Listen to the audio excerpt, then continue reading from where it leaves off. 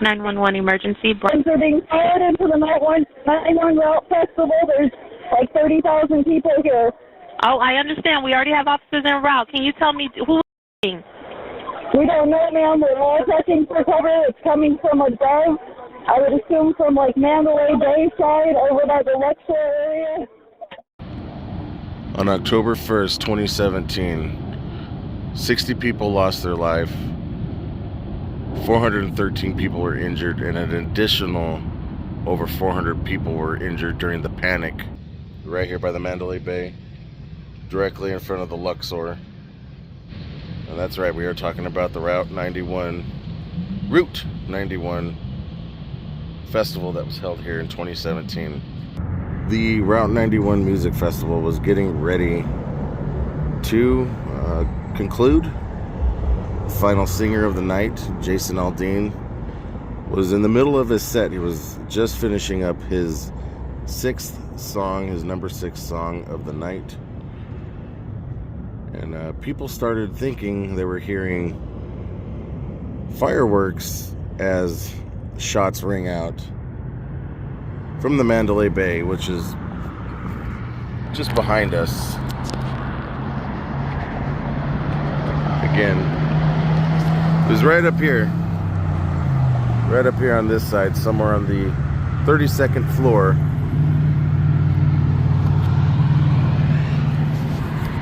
So again, during this music festival, shots ring out. Another 60 people, well, not another, but 60 people in total lost their life.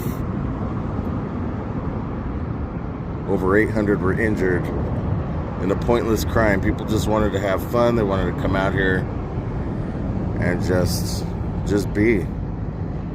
do what they do. Share moments with loved ones, make new friends, enjoy some music. And it's still unsolved. Yeah, that's right, Mrs. 909. She brought up a very valid point. It is an unsolved crime, meaning they don't know the motive, what his reasoning was behind it. Okay, so during this 10-minute rampage that he was on, firing upon the crowd over here, again coming from the 32nd floor of the Mandalay Bay, it was a 10-minute rampage, right? There was over 1,000 rounds that were fired in 10 minutes. And a few different items that he used to do this. And how did he get it past people in a hotel? Yeah, I mean, it's kind of easy, to be honest. Why didn't the rooms next to him hear anything? Right.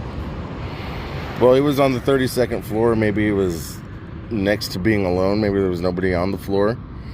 So when hotel security went up there to investigate, they found the door had been barricaded. It was screwed shut. And one security guard who reported hearing the firing, the gunman actually started firing through the door, and the security guard got hit in the leg. So it's hard to believe, hard to fathom, like, who would do something like that? And during this, it wasn't just the crowd he was trying to take out, because if you guys see these 2 cylinders over here, they kind of look like water towers that are right here in the middle of the screen. There's actually 3 of them. And then it looks like maybe some natural gas or propane kind of laying down right about there. He was firing on those, hoping to get a reaction out of it. At least that's what they're saying. He was firing on those. But they're jet fuel. These are jet fuel. So he didn't get the big explosion he was hoping for. As a matter of fact, I don't think anything happened. It didn't even catch on fire. Mainly due to jet fuel's not really easily flammable, as it's mostly made out of kerosene. So you actually have to take a flame to kerosene to get that to light.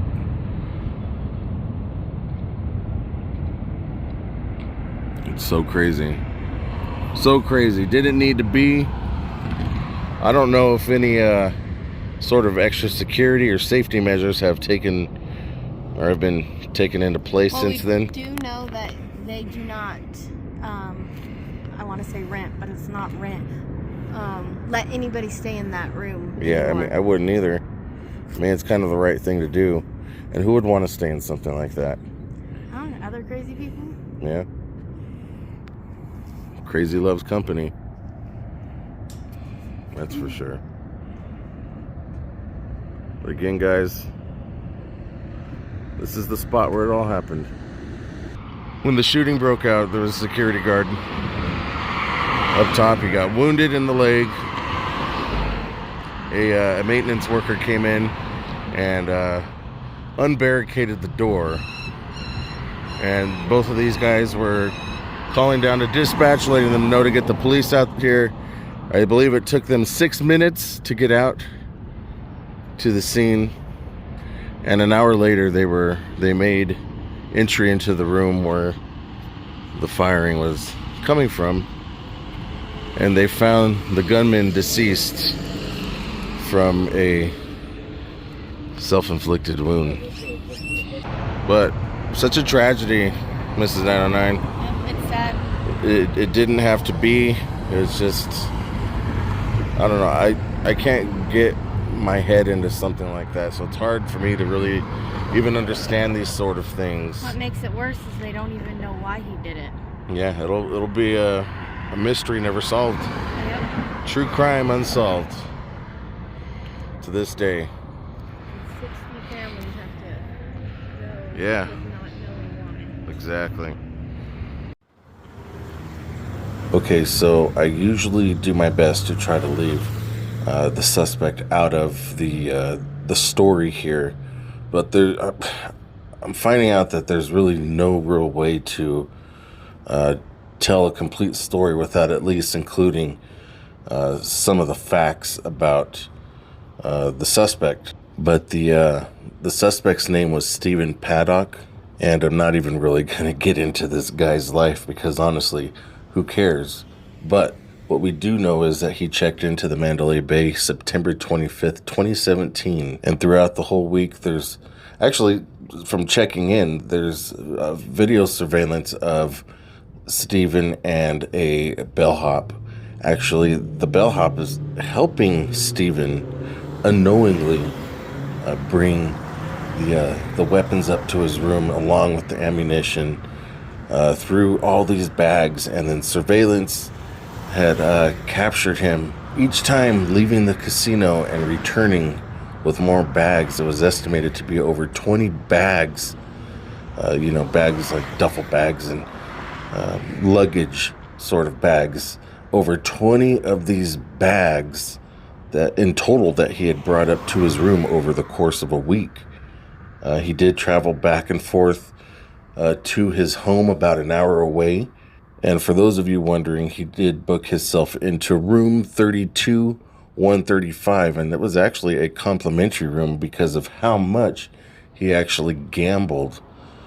He was considered a high roller. Now, other than just the Route 91 Music Harvest Festival, it seems that he had other plans as well. It looks like he was scoping out, according to investigators, he was scoping out the Life is Beautiful show near the Las Vegas Strip in late September, and also a music venue, or not a music venue, but a music festival in Boston at Fenway Park.